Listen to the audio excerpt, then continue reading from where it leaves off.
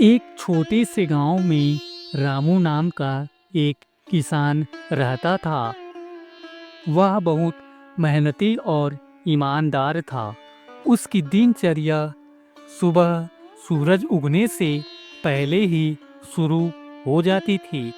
वह खेतों में हल चलाता, बीज बोता और पूरे मन से अपनी फसल की देखभाल करता। रामू गरीब जरूर था, लेकिन उसके पास संतोष और सच्चाई की दौलत थी। गांव के लोग उसकी ईमानदारी की मिसाल देते थे।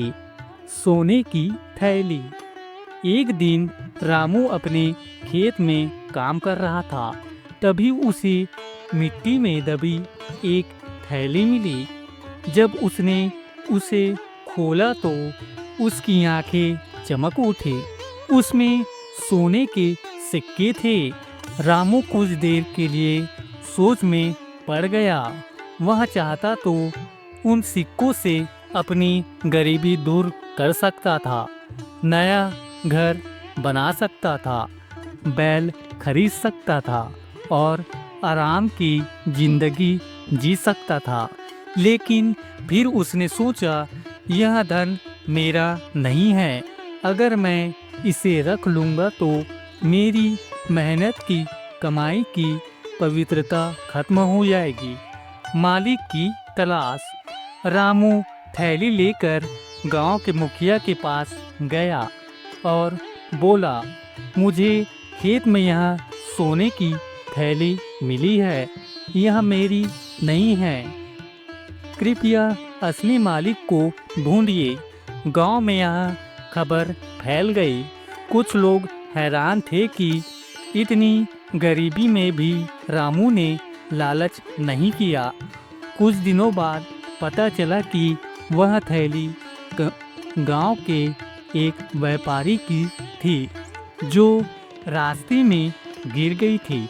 व्यापारी बहुत चिंतित था, क्योंकि वह उसकी जीवन भर की कमाई थी। जब उसने अपनी थैली वापस मिली तो उसकी आंखों में खुशी के आंसू आ गए। ईमानदारी का फल। व्यापारी ने खुश होकर रामू को इनाम देना चाहा, लेकिन रामू ने पहले मना कर दिया। उसने कहा, मैंने केवल अपना कर्तव्य निभाया है। लेकिन व्यापारी और गांव वालों के आग्रह पर उसने थोड़ा सा इनाम स्वीकार कर लिया। धीरे धीरे रामू की ईमानदारी की चर्चा दूर दूर तक फैल गई।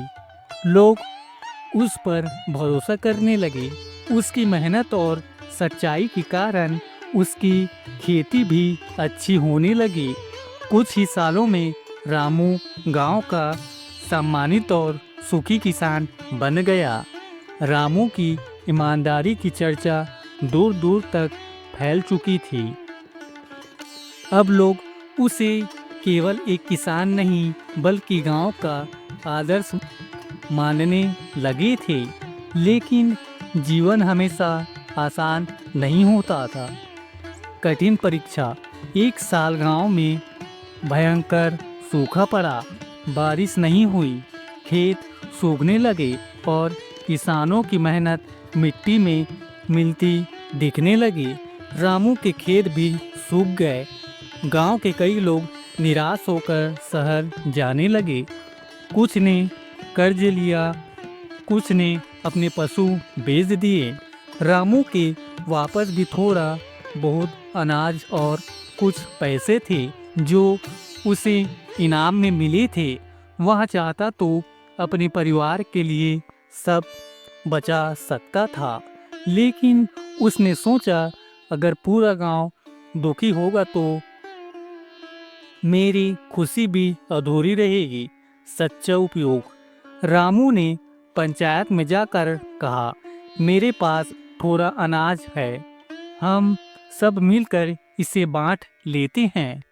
जब अच्छी फसल होगी तब सब मिलकर वापस कर देंगे।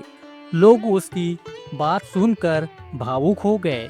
धीरे धीरे गांव के और लोगों ने भी जो कुछ था वह साझा करना शुरू किया। रामू ने सबको समझाया कि अगर हम मिलकर तालाब गहरा करें और नहर साफ करें तो बारिश का पानी जमा हो सकता है। गांव के सभी लोग जुट गए। देर रात मेहनत हुई। कुछ ही हफ्तों में तालाब गहरा हो गया। उम्मीद की बारिश।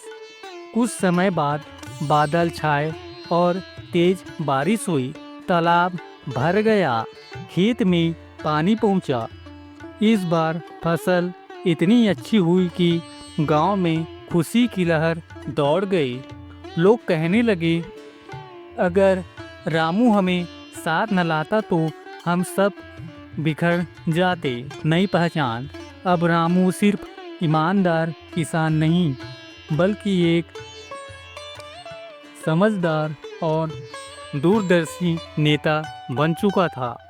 आसपास के गांव के लोग भी उससे सलाह लेने आने लगे।